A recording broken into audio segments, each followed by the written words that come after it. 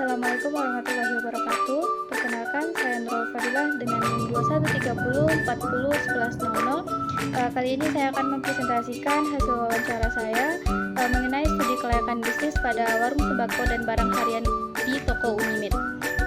Profil dari warung sembako ini yaitu warung sembako ini terletak di Jalan Lintas Padang Panjang Solo, tepatnya di Batu Tawa, Kecamatan Batipu Selatan, Kabupaten Tanah Datar.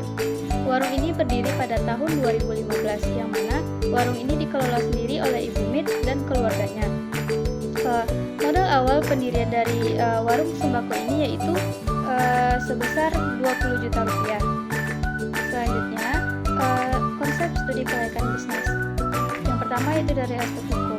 Warung Unimid sendiri sudah mendapatkan izin dari pemerintahan setempat untuk melakukan jual beli di tempat yang mana pada saat sekarang ini Unimid lakukan.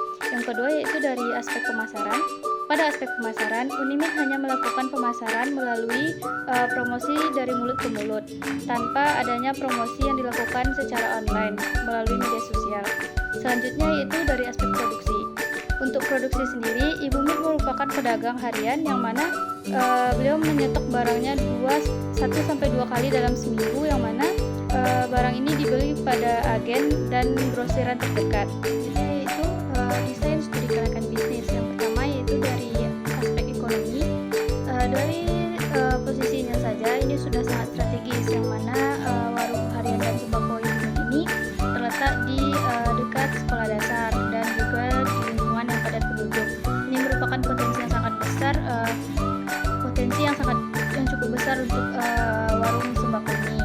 Yang kedua itu pada aspek budayanya, warung sembako dan barang harian Ibu Mit ini tidak menimbulkan dampak negatif terhadap aspek budaya yang ada di lingkungan sekitar.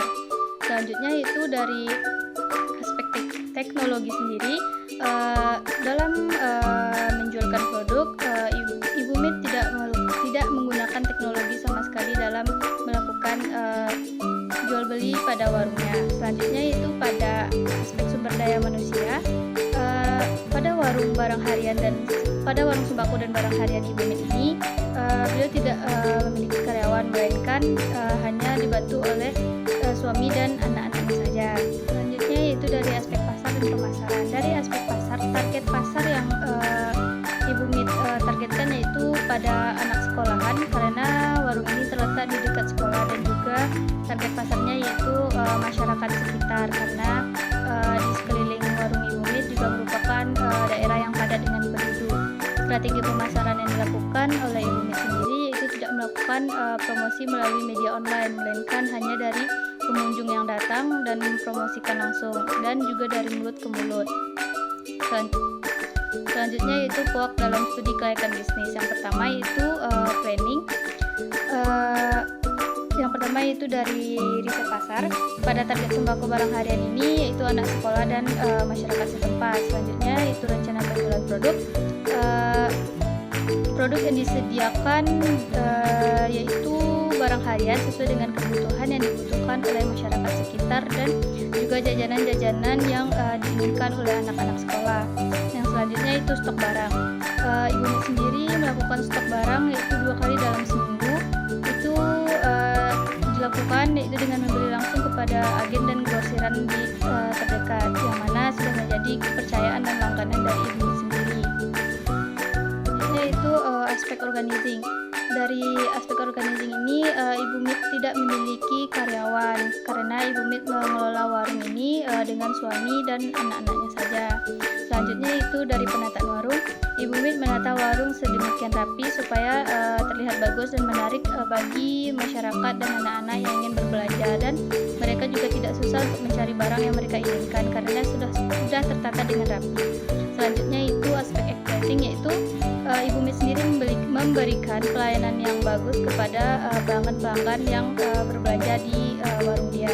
Selanjutnya itu aspek controlling. Ibu Mit sendiri melakukan pemantauan kinerja usahanya, termasuk dari penjualan, stok barang, dan kepuasan dari pelanggannya sendiri.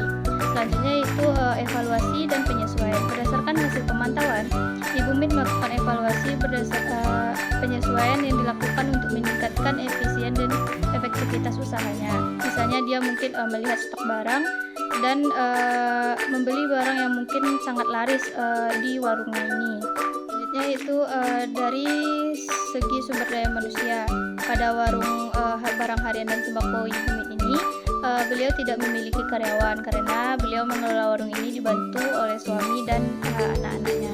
Selanjutnya itu dari aspek keuangan dan finansial, yang mana modal awal yang digunakan oleh Ibu Mit sendiri pada awal pembangunan warung yaitu 20 juta rupiah, yang mana warung ini didirikan di depan rumah beliau, yang mana rumah tersebut merupakan rumah kontrakan yang beliau sewa sebesar 500.000 per bulannya. Berdasarkan penghasilan Ibu Mit dari hari ke hari, yaitu kisaran dari 500.000 sampai dengan 700.000 per harinya, yang mana jika dikalikan dengan per bulannya itu pendapatan kotornya bisa mencapai 20 juta per bulan. Selanjutnya produksi dan operasional SKB.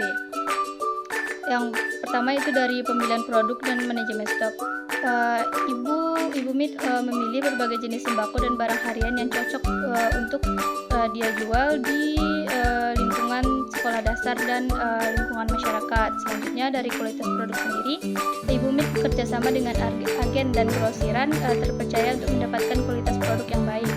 Selanjutnya dari manajemen operasional, Ibu Mit buka dari pukul 7 pagi dan tutup pada pukul 10 malam. Selanjutnya itu aspek risiko bisnis. Yang pertama itu risiko pasar dan pemasaran. Salah satu risiko yang dihadapi Ibu Mit sendiri yaitu saingan yang pada saat sekarang sudah banyak juga warung-warung barang harian yang mulai buka di yang berdekatan dengan warung sembakonya Ibu Mit sendiri. Selanjutnya itu risiko produk, di mana terputusnya nanti pasok atau stok barang dari agen, karena kadang juga terjadi pemutusan pasok sehingga konsumen tidak mendapatkan apa yang mereka inginkan karena juga terputus dari agennya. Selanjutnya itu dari risiko keuangan, terjadinya ketidakseimbangan pendapatan, yang mana kadang dari hari per hari itu juga pendapatan dari Ibu Mit sendiri itu tidak menentu, dan kesalahan dalam pencatatan keuangan. Selanjutnya itu pada risiko operasional, warung sembako Ibu Mit ini seperti kerusakan barang, kehilangan stok, dan adanya barang-barang yang hampir kadaluarsa. Selanjutnya itu aspek ekonomi dan budaya. Pada aspek ekonomi, kontribusi terhadap lokal dengan membeli barang dan pemasok lokal dan menjualnya kepada masyarakat sekitar warung dapat membantu sirkulasi keuangan lokal di lingkungan sekitar. Dan selanjutnya itu aspek budaya. Warung sembako barang harian ini tidak merusak budaya yang ada di lingkungan sekitar, yaitu di Kenegarian Batu Tabah. Selanjutnya itu aspek analisis dampak lingkungan, yang mana pada warung sembako dan barang harian ini menghasilkan sampah plastik, yang mana jika sampah tersebut berceceran atau berserakan di sekitar warungnya Ibu Mit sendiri, Ibu Mit lalu membersihkannya dan mengumpulkannya ke tong sampah dan kemudian membakarnya sehingga tidak mencemari lingkungan sekitar. Selanjutnya itu analisis kelayakan cash flow dan proyeksi laba rugi. Pada analisis ini, pada cash flow-nya itu modal awalnya sendiri yaitu 20 juta, yang mana di dalamnya sudah termasuk pembangunan dan stok barang yang akan diperjualbelikan. Pendapatan Ibu Mit sendiri yaitu dari 500 sampai dengan 700.000 per harinya, yang dikalikan dengan sebulan itu bisa mencapai dengan 20 juta sebulan.